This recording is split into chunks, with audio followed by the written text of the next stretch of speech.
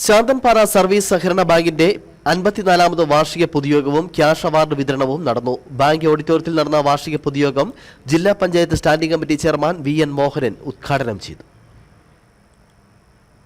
കാർഷിക ഗ്രാമമായ ശാന്തൻപാറയുടെ സാമ്പത്തിക ഉന്നമനത്തിനായി പ്രവർത്തിച്ചു വരുന്ന ശാന്തൻപാറ സർവീസ് സഹകരണ ബാങ്കിന്റെ 54ാമത് വാർഷിക ആഘോഷത്തിന്റെ ഭാഗമായി പൊതുയോഗവും മികച്ച കർഷകരെയും വിദ്യാർത്ഥികളെയും കുടുംബശ്രീ സ്വയം സഹായ സംഘങ്ങളെയും ആദരിക്കുന്ന ചടങ്ങും നടന്നു. ബാങ്ക് ഓഡിറ്റോറിയത്തിൽ നടന്ന വാർഷിക പൊതുയോഗം ജില്ലാ panchayat standing committee chairman V N. Mohanan ഉദ്ഘാടനം ചെയ്തു.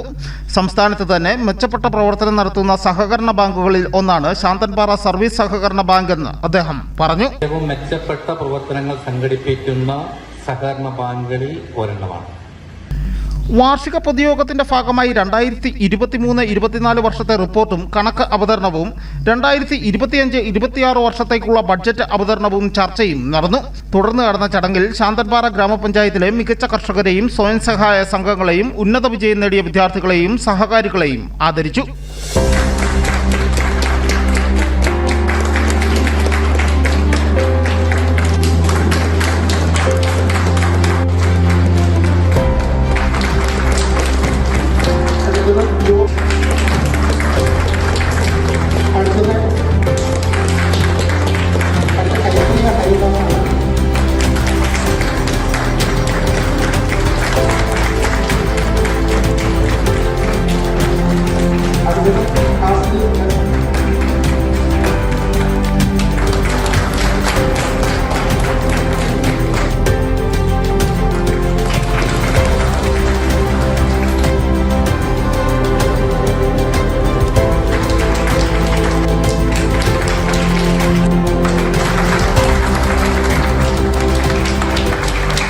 വാർഷിക പൊതുയോഗത്തിന്റെ ഭാഗമായി ശാന്തൻപാറ ഗ്രാമപഞ്ചായത്തിലെ വിദ്യാലയങ്ങൾക്ക് പഠന സഹായ വിതരണവും നടന്നു.